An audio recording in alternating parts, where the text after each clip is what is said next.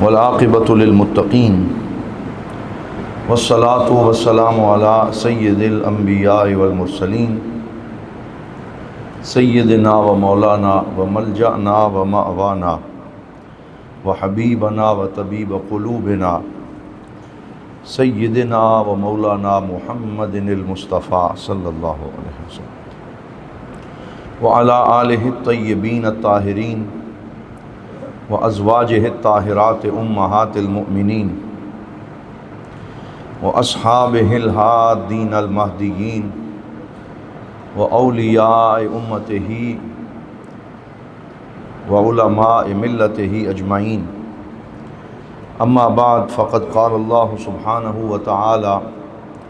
فی القرآن المجید والفرقان الحمید وَإِنَّكَ لَعَلَىٰ خُلُقٍ عَظِيمٍ صدق اللہ مولانا العظیم وبلغنا رسولہ النبی الکریم۔ محبت سے، ادب سے اور ذوق سے بارگاہ سرور کونین صلی اللہ علیہ وسلم میں درود پاک پڑھیے۔ الصلاۃ والسلام علیک یا سیدی یا رسول اللہ، الصلاۃ والسلام علیک یا سیدی یا حبیب اللہ، الصلاۃ والسلام علیک یا رحمۃ للعالمین وعلى آلک واصحابک یا شفیع المذنبین و یا جد الحسن والحسین۔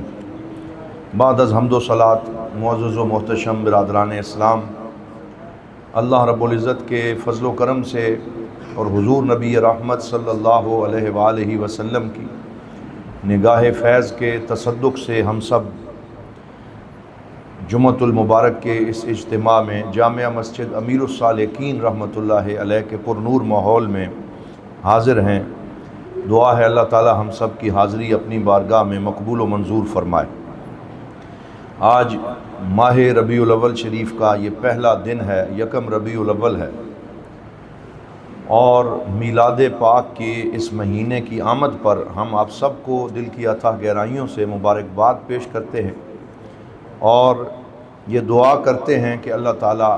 اس ماہ مبارک کو امت مسلمہ کے لیے خیر و برکت کا سبب بنائے۔ اللہ اکبر، یا رسول اللہ، حق چاریہ زندہ باد۔ ماہ ربیع النور شریف کا آغاز ہے اور اس مہینے میں پوری امت حضور صلی اللہ علیہ وآلہ وسلم کے میلاد پاک کا تذکرہ کرتی ہے اور سرکار دو عالم صلی اللہ علیہ وسلم کے محاسن و محامد، فضائل و کمالات، آپ کی ولادت کے واقعات اور سیرت و شمائل کا ذکر ہوتا ہے، خوشیاں منائی جاتی ہیں، چراغاں کیا جاتا ہے اور حضور کے آمد کی خوشی میں لنگر شریف پکا کے تقسیم کیا جاتا ہے۔ یہ سب مظاہر خوشی کے ہیں اور میلاد پاک کے اوپر خوش ہونا یہ ایمان کی علامت ہے، کیونکہ خوشی اسی کو ہوتی ہے جس کا تعلق مضبوط ہوتا ہے۔ تو جس کا جتنا تعلق اپنے نبی سے مضبوط ہوگا، جتنی محبت اس کے دل میں ہوگی،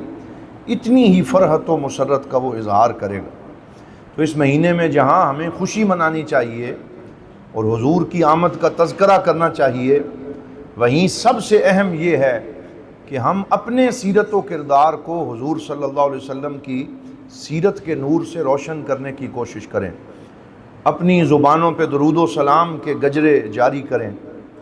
وظیفے کے طور پہ اس مہینے میں درود پاک اپنے کریم آقا کی بارگاہ میں پیش کریں اور درود پاک کے نور سے اپنی زندگی کو روشن کریں اور آپ کے اخلاق و کردار کو یوں اپنائیں کہ ہر شخص کے وجود اور اس کے کردار سے حضور صلی اللہ علیہ وسلم کے اخلاق کی خوشبو آنا شروع ہو جائے۔ یہی در حقیقت ربیع الاول شریف کا پیغام ہے۔ حضور نبی رحمت صلی اللہ علیہ وسلم نے اس حوالے سے بہت زیادہ امت کی تربیت فرمائی کہ اخلاق اچھے کرو، اپنے اخلاق کو بہتر کرو۔ ایک حدیث پاک میں ارشاد فرمایا، البر حسن الخلق، کہ اگر تم مجھ سے پوچھو کہ نیکی کیا ہے تو نیکی سراپا حسن اخلاق ہے، کہ جس نے اخلاق اچھا کر لیا اسے نیکی نصیب ہو گئی۔ والاسم ما حاک فی صدرک، اور گناہ وہ ہے جو تیرے دل میں کھٹکے، وَكَرِهْتَ أَن يَطَّلِعَ النَّاسُ عَلَيْهِ،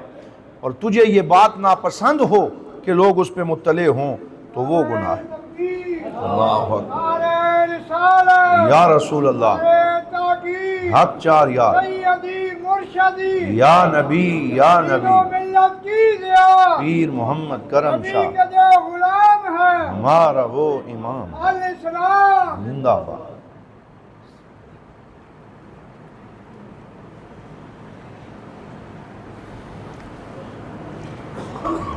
حضور نبی رحمت صلی اللہ علیہ وآلہ وسلم نے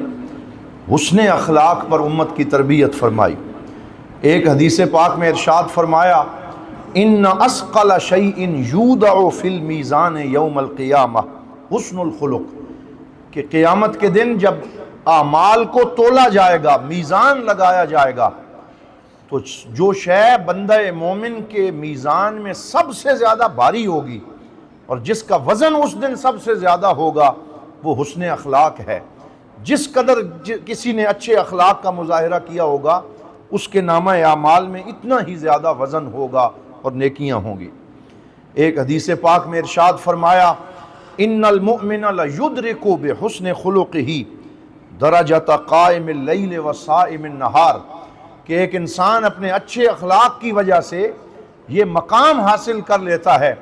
کہ اللہ رب العزت کی بارگاہ میں اسے قائم اللیل اور صائم النہار کے طور پہ دیکھا جاتا ہے، یعنی رات کو عبادت کرنے والا، دن کو روزہ رکھنے والا جتنا اجر کماتا ہے، تو جو فرائض پہ پختگی سے پابند رہے اور اس کا اخلاق اچھا ہو تو اللہ تعالیٰ اسے بھی وہی اجر عطا فرماتا ہے۔ یہ حسن اخلاق کی اہمیت ہے۔ اور کسی نے کہا تھا کہ آج ہماری حالت یہ ہو چکی ہے کہ تیرے حسن خلق کی ایک رمق میری زندگی میں نہ مل سکی، میں اسی میں خوش ہوں کہ شہر سارا تو جھنڈیوں سے سجا دیا۔ تو ہمارے ہاں شہر کی اور گلیوں کی تزئین و آرائش پہ زور تو دیا جاتا ہے، لیکن اپنے قلب و باطن اور اپنے ظاہر و باطن کو حضور کے اخلاق سے سنوارنا جو زیادہ ضروری ہے، اس پہ توجہ کم دی جاتی ہے۔ تو ہم یہ دعا کرتے ہیں کہ اللہ تعالیٰ اس ماہ ربیع الاول شریف میں ہمیں یہ تہیہ اور عزم کرنے کی توفیق عطا فرمائے کہ ہم اپنے اخلاق اور کردار کو بھی محمدی رنگ میں رنگ لیں اور سرکار دو عالم صلی اللہ علیہ وسلم کے اخلاق حسنہ پر عمل کریں۔ ایک حدیث پاک میں ہمارے کریم آقا مل کے کہہ دیں صلی اللہ علیہ وآلہ وسلم نے ارشاد فرمایا، المسلم الذی یخالط الناس ویصبر علی اذاہم افضل من الذی لا یخالطہم ولا یصبر علی اذاہم، کہ دو طرح کے مسلمان ہیں۔ ایک وہ ہے جو لوگوں میں گل مل کے زندگی نہیں گزارتا، بلکہ وہ سیپریٹ رہتا ہے اور لوگوں سے ملتا نہیں ہے اور ان کی تکلیفوں پہ اور ان کی طرف سے ملنے والی مشکلات پہ صبر نہیں کرتا۔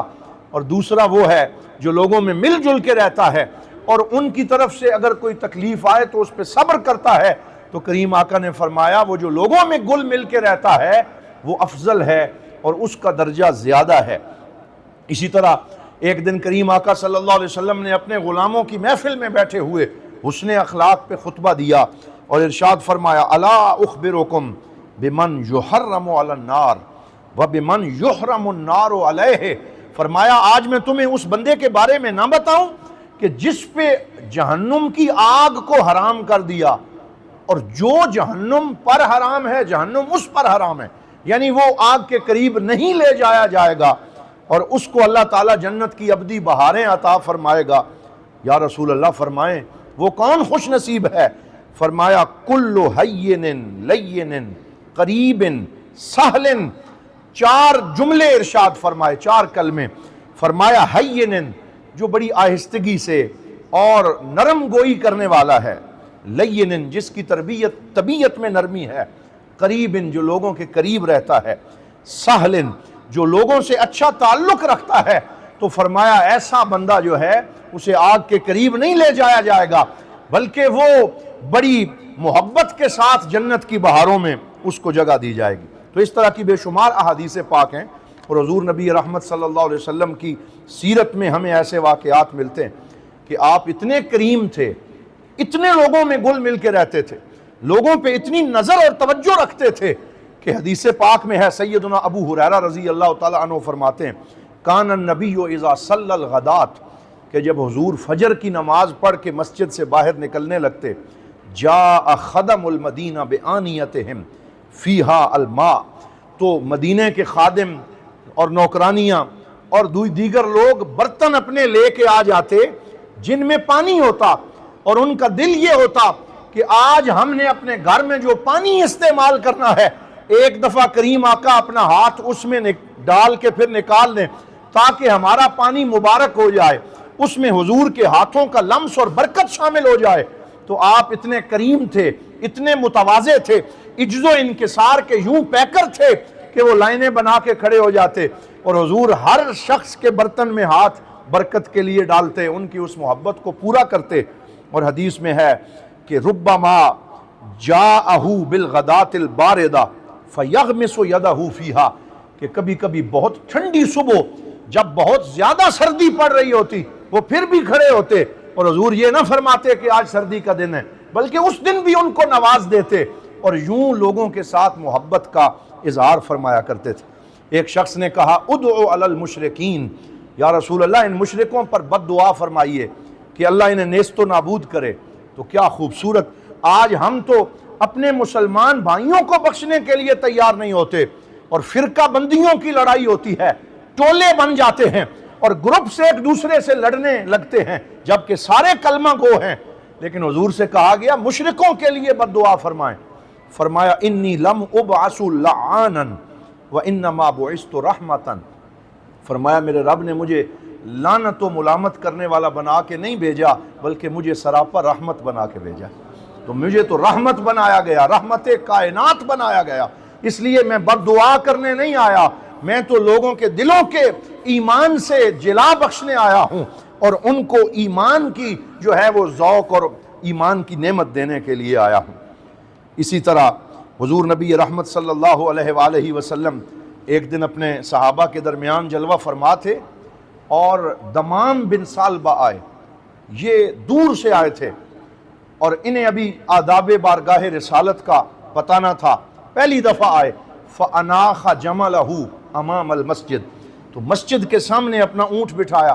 اور حضور دیکھ رہے تھے، وہیں سے سیدھا آ گئے اور جہاں مجلس لگی تھی سامنے کھڑے ہو گئے، کہنے لگے ایوکم محمد، کہ تم میں سے محمد کون ہے، تم میں سے حضور صلی اللہ علیہ وسلم نبی کون ہیں؟ تو ایک صحابی کھڑے ہوئے، انہوں نے کہا ذاک الابید المتقی، کہ وہ جو گوری رنگت والے ہیں اور جو اس وقت دیوار سے یا تکیے سے ٹیک لگائے بیٹھے ہیں، وہ ہمارے آقا و مولا صلی اللہ علیہ وآلہ وسلم ہیں۔ تو حضور مسکرائے اور اس کی طرف دیکھا تو دمام بن سالبہ کہنے لگے یا محمد انی سائلک ومشدد علیک فی المسئلہ، کہ میں دور سے آیا ہوں، چند سوالات لے کے آیا ہوں اور میں آج سوالات میں کچھ سختی کروں گا، کچھ سخت سوال پوچھوں گا۔ تو عجز و انکسار کا عالم یہ تھا کہ سرکار دو عالم صلی اللہ علیہ وسلم نے اسے جھڑکا نہیں بلکہ فرمایا سل ما بدا لک، کہ جو تو پوچھنا چاہتا ہے، پوچھنا تیرا کام ہے، جواب دینا مجھ محمد کا کام ہے۔ اور اس نے سوال پوچھنے شروع کیے اور ارکان اسلام کے بارے میں 5 سوال پوچھے کہ ہمارے پاس ایک بندہ آپ کی طرف سے آیا ہے اور اس نے کہا ہے کہ آپ اللہ کے سچے رسول ہیں اور آپ نے توحید کی دعوت دی ہے۔ فرمایا تو نے ٹھیک سنا ہے، میں نے یہی دعوت دی ہے۔ پھر پوچھا 5 نمازیں پڑھنے کا آپ نے کہا، کوئی چھٹی نماز تو نہیں ہے؟ فرمایا ہاں 5 نمازیں پڑھنے کا کہا ہے، اگر تو نفل پڑھے تو جتنے چاہے پڑھ سکتا ہے، فرض 5 ہیں۔ روزے کے متعلق پوچھا، حج کے متعلق پوچھا، زکوٰۃ کے متعلق پوچھا اور 5 ارکان اسلام کے بارے میں پوچھ کے وہیں کھڑے ہوئے کہنے لگا یا رسول اللہ لا ازید فیہا ولا انقص، کہ اب میں نے جو آپ سے پوچھا ہے توحید و رسالت، نماز، روزہ، حج اور زکوٰۃ، ان 5 کاموں میں سے نہ میں کسی کام میں زیادتی کروں گا نہ کمی کروں گا، منو ان میں ان پہ عمل کروں گا، اور مجھے اجازت دیجئے میں نے اپنے گاؤں جانا ہے۔ اور وہیں سے اجازت لے کے اپنے اونٹ پہ بیٹھ کے جانے لگا تو حضور صلی اللہ علیہ وسلم نے فرمایا افلح و ابیہ ان صدقہ، فرمایا یہ جو آیا اور جس نے مجھ سے سوال پوچھے، میں قسم اٹھا کے کہتا ہوں کہ اگر یہ اپنے قول میں سچا ہے تو دونوں جہانوں میں کامیاب ہو کے جا رہا ہے، دونوں جہانوں میں کامیاب ہو کے جا رہا ہے۔ تو اس طریقے سے سرکار دو عالم صلی اللہ علیہ وسلم اپنے غلاموں اور اپنے صحابہ کی تربیت فرماتے تھے۔ ایک دفعہ سرکار دو عالم صلی اللہ علیہ وسلم کے پاس ایک شخص آیا اور اس حضور کو دیکھ کر اس پہ رعب طاری ہو گیا، کیونکہ سرکار نے فرمایا انی نصرت بالرعب، کہ رعب کے ساتھ میری مدد کی گئی۔ تو جو بھی آپ کو دیکھتا ہا بہو، اس پہ آپ کی شخصیت کا سحر اور رعب طاری ہو جاتا۔ تو جب آپ نے اسے کانپتے ہوئے دیکھا تو فرمایا ہون علیک فانی لست ملکا وانما انا ابن امرأۃ کانت تأکل القدید بمکہ، کہ اے شخص ٹھہر جا، سکون میں آ جا، ڈرنے کی ضرورت نہیں ہے، میں کوئی بادشاہ نہیں ہوں، بلکہ میں ایک ایسی عورت کا بیٹا ہوں جو بہت سادگی سے گزر اوقات کیا کرتی تھی، اور میں بھی تمہارے جیسا ہوں، میں بھی انسان ہوں، مجھ سے ڈرنے کی ضرورت نہیں ہے۔ تو کہتے ہیں جو جتنا حضور کے قریب آتا اتنا ہی حضور کا وارفتہ ہوتا چلا جاتا، اور اس کے دل میں سرکار دو عالم صلی اللہ علیہ وسلم کی محبت بڑھتی چلی جاتی۔ مریضوں کی خود عیادت فرماتے، اور جو صحابہ میں سے بیمار ہوتا اس کے پاس چل کے خود تشریف لے جاتے، اور اولیاء کرام سرکار دو عالم صلی اللہ علیہ وسلم کی سیرت کا پیکر ہوا کرتے ہیں۔ یہی وجہ ہے کہ ہم نے حضور ضیاء الامت رحمت اللہ علیہ کو دیکھا، اور اب حضور غریب نواز کو دیکھتے ہیں کہ وہی سنت و سیرت کے مطابق معمولات ہیں۔ وہ لوگ جو آستانہ عالیہ کے خادم ہیں، جو آستانہ عالیہ کے ساتھ جڑے ہیں، جو مریدین ہیں، متوسلین ہیں، طلباء ہیں، شاہین ہیں، آپ کا یہی معمول رہا۔ جب پتہ چلتا کوئی بیمار ہے خود چل کے اس کے پاس تشریف لے جاتے اور اس کی داد رسی فرماتے، اس کو ڈھارس بندھاتے اور اس کے لیے محبتوں اور دعاؤں کا سامان کرتے۔ یہی ہمارے آقا مولا صلی اللہ علیہ وسلم کا درس ہے کہ مریضوں کی عیادت فرماتے، وَيَتَّبِعُ الْجَنَائِزِ، اور جنازوں کے ساتھ ساتھ نبیوں کے سردار ہو کے بھی جنازوں کے ساتھ چلتے، وَيَزُورُ أَصْحَابَهُ، اور اپنے اصحاب کے پاس تشریف لے جاتے۔ ایک دفعہ حضور حضرت انس ابن مالک جو آپ کے خاص خادم تھے، ان کے گھر آپ اکثر جایا کرتے تھے، ایک دن تشریف لے گئے۔ ان کے چھوٹے بھائی کا نام تھا ابو عمیر، تو ابو عمیر نے چڑیا رکھی ہوئی تھی، اور جیسے بچے گھر میں کچھ چڑیا یا کبوتر پال لیتے ہیں، وہ اس چڑیا کے ساتھ کھیلتا، خوش ہوتا، بچہ تھا۔ تو اس دن حضور صلی اللہ علیہ وسلم گئے تو وہ رو رہا تھا کہ میری وہ چڑیا مجھ سے گم ہو گئی۔ تو سرکار نے فرمایا یا ابا عمیر ما فعل النغیر، یا ابا عمیر ما فعل النغیر، فرمایا اے ابو عمیر وہ تیری چڑیا کا کیا ہوا، وہ کدھر گئی؟ تو یوں بچوں کو بھی وقت دینا، ان پہ بھی توجہ فرمانا، ان کے سر پہ دستے شفقت رکھنا، اور نبیوں کا سردار ہو کے بھی چھوٹے چھوٹے بچوں کے اوپر بھی کرم نوازی فرمانا، یہ ہمارے پاک نبی صلی اللہ علیہ وآلہ وسلم کی سیرت طیبہ کا حصہ ہے، اور یہ آپ کی کرم نوازیاں ہیں۔ ایک خادم تھے جن کا نام تھا جلیبیب رضی اللہ تعالی عنہ، اور یہ ظاہری طور پہ مفلوق الحال تھے، مستور تھے، لباس بھی اچھا نہ تھا، پیوند لگے ہوئے کپڑے پہنتے، کوئی ان کا حال نہ پوچھتا، لیکن جو ہی وہ آتے سرکار دو عالم صلی اللہ علیہ وسلم ان کا نام لے کے انہیں پکارتے، ان سے محبت کا اظہار فرماتے۔ ایک غزوے میں حضرت جلیبیب بھی حضور کے سنگ جنگ لڑنے اور جہاد کرنے کے لیے چلے گئے۔ غزوہ مکمل ہو گیا